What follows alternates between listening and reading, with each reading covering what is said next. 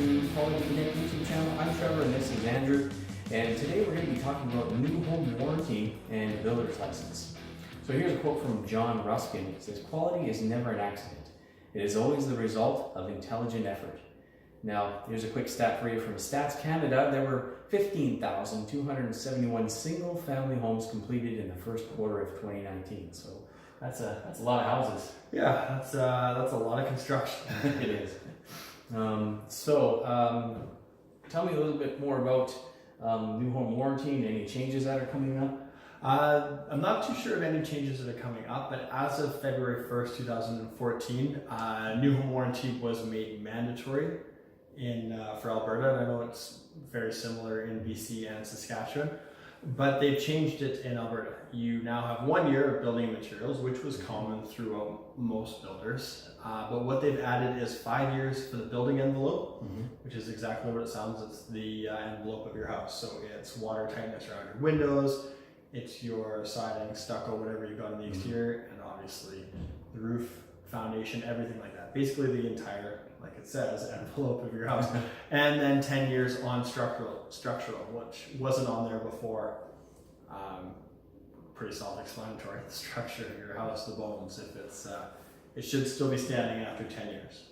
Okay, so how is this different from home warranty from the past? And does that include course of construction insurance? Course of construction insurance is required.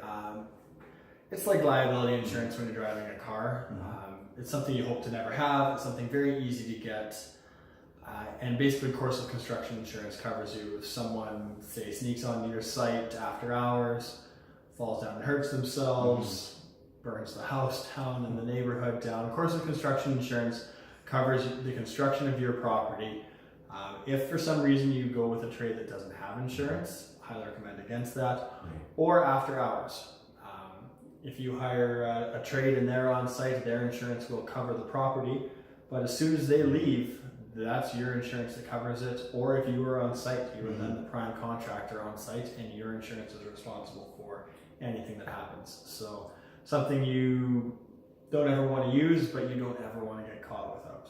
Right. Yeah, it's one of those things that you should always have. Like life insurance, you hope to never need it, but if you when you do. Yeah, for sure. So if I'm building my own house, and is there any way around the mandatory new home warranty? Yes, if you can prove that you're going to live in that house for 10 years, you can go ahead and go around new home warranty. The thing is though, if you do end up selling that home in the under 10 years, then you do need to get new home warranty, which is a pain because they have to come in and run independent inspections. They're going to charge you as much as they possibly can because you didn't go with it at the start, and they're warranting something that they haven't been able to inspect through construction. So it is a huge liability for them. They're going to want a lot of money down for basically a deposit in case something goes wrong. Okay, so that's why it's called the most expensive piece of paper that a private builder needs? No, the reason they call that one, that's if you're building your own home and you go and get new home warranty. It's a bit of a I don't want to say joke, but if you, Trevor, are building your own house for you, Trevor, and you run into an issue, and you decide to submit that claim to new home warranty, new home warranty is going to tell either Trevor the builder or Trevor the homeowner to fix it. So either way, Trevor, you're paying for it. So I should build my own house correctly. So if you're building your own house correctly, getting new home warranty is a fun thing to go through. Okay, one of those things that makes you scratch your head and go, I'm not sure how this is supposed to work, but okay, we'll go with it. Yeah. Because it's mandated. So now, how does new home warranty affect the building permit process? You cannot apply for a building permit without a new home warranty program in place. So it's very, very important for the permit process, as in you will not get one without this in place. Okay, enough said. So now you mentioned building envelope before. Now, what does that all entail, and how do we abide by it? Well, you'll drive around a lot of new home areas right now, and you'll see first off the Tyvek detail. Tyvek's the exterior membrane, the air barrier on the outside. Okay. A lot of people are putting it in a lot more functional areas. is. They used to just put it in between the sheets. Now at framing stage, you'll have it behind different sections of the roof, underneath your insulation stops. You know, some people have it weaving in and out of the rim board, which is a completely other topic I'll talk about that I'm personally against. I think it's the dumbest thing in the world. But that being said, and then you'll see a lot more window treatments. Windows were a huge issue. If you've ever talked to anyone that's ever renovated a home or ever watched a renovation show on TV, when they pulled the drywall off around the window, 9 times out of 10 there's rot. So now we've got membranes that are going around the outside, sill dams that go in. They're very, very picky on window treatment. Like I know Travelers Insurance for new home warranty, that's their huge push. Basically, their main focus, their main concern is how do you weatherproof your windows and your doors. Okay. Now, do all the trades that I hire know about the changes to the new home warranty program? No, some of them wouldn't know. Some of them, unfortunately, some of them, I've been doing it this way for 20 years and I've never had a problem. I'm like, well, yeah, but you're not living in the house. You don't know what it's like after 20 years. You could have been doing this wrong for 20 years. Yeah. And you're keeping some restoration company fully employed. So things change. Yeah, things change and things change for the better. I know we don't build them like we used to 20 years ago, but that's a good thing. That's a good thing. Yeah, for sure. So now, when applying for the new home warranty as a new builder, what kinds of questions will they ask? And what can I do to help get a good rate for my new home? Well, new home warranty, there are, I believe, 5 different companies that offer new home warranty, and they do a 2-part assessment when they're evaluating you as a builder. So they go through and they look at your financials. Are you able to support a new home? Are you able to handle any warranty claims that come down? Do you have the financial backing that if something goes wrong, they can come at you for their 1 pound of flesh? Gotcha. They're also going to usually want a $10,000 deposit. They're going to hold that for anywhere from 2 years to 5 years, just to basically, if anything major goes wrong, they've already got $10,000 from you. Gotcha.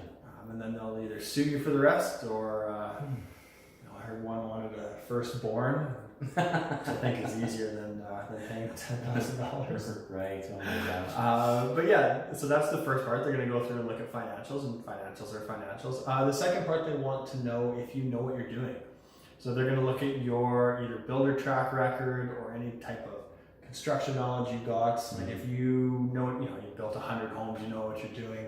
They're going to give you a great rate on warranty new homes.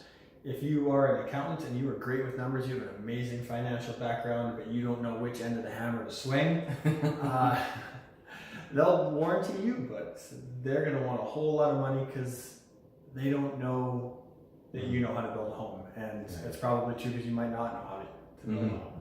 Fair enough. I can attest to that. I do not know how to build a home. Yeah. I could wire a home, but I don't know anything about building, so leave that to the pros. So now, how competitive are the warranty suppliers?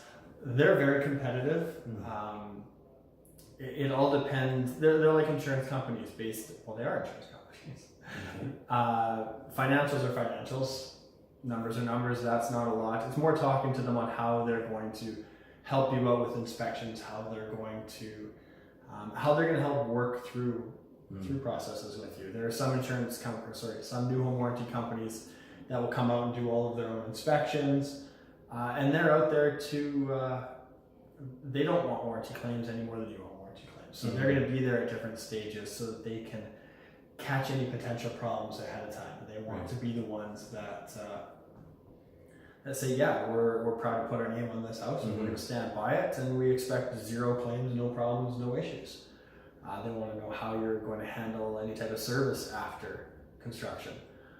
And then there's some warranty providers that I won't say the names. I've been on site and they've parked their vehicle across the street and they've done a site inspection from across the street, which I think is absolutely very amazing. I'd love to have that skill to be able to assess the quality of something from 100 feet away. Yeah, looks good. They're in it for the money, and I wouldn't recommend them for a first-time builder because they're not going to help you. You're going to end up building the house, and they're just going to be the partner in the background. Gotcha. Just so you can get your building permit, and that's pretty much it. Yeah, basically, they want their money, they want their deposits. You get your building permit. Everyone hopes the house is good, and in the end, well, really, it's your $10,000 deposit and your cost to warranty to register the house with them. So they're kind of gambling that your deficiency bill will be under $13,000 or $15,000. Wow. So now, warranty companies do inspections, banks do inspections, the city does inspections. Are you sure that I need experience when I have so many independent companies doing inspections on my house? Yeah, definitely, because everybody's looking at it through their own eyes. So you've got the warranty company, and they want to make sure they're not going to get any issues. They want to make sure they're not going to have any claims for envelope seal after within the 5 years. Okay. They're going to make sure structurally this house doesn't fall down in 10. And then for the 1 year, comprehensive, so the 1 year making sure your drywall cracks and stuff like that. Right. They're not too concerned about that because $10,000 will fix drywall cracks. I'll tell you that for sure. Right. So they're going in looking at it on that spot. Inspectors, City of Edmonton Safety Codes inspectors. So they're making sure it's safe. They want to make sure you have egress through the windows for bedrooms. They want to make sure arc faults for electrical. They want to make sure, structurally the house isn't going to fall down as well, because that is a safety concern. Right. They want to make sure, the hallway's wide enough to, for ambulances, for firefighters. They want to make sure that kind of stuff. They don't care if the interior walls are level or not. Right. That doesn't matter to them. They don't care if your stud spacing on the inside of the house is 1 foot 60 and then 2 foot, then 5 foot in between drywall. Because you know what? That's not a safety concern. Right. They don't care if the drywall goes like this or your room is 6 inches out of square. That's not a safety code issue. They're not there to inspect that.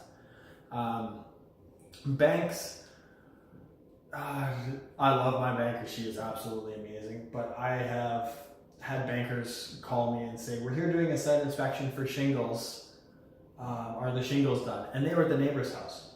The neighbor had been living there for 5 years. Yeah, shingles has been done. Yeah, that was who they sent out to do an inspection from the bank. Wow. And that was just one time. I've had different inspectors come through, and they seemed a little more knowledgeable. But everyone's out there looking for their own thing. The bank's out there to inspect. He gets a draw at shingles. Does he have shingles up? They don't know. Some of them don't even know what shingles are.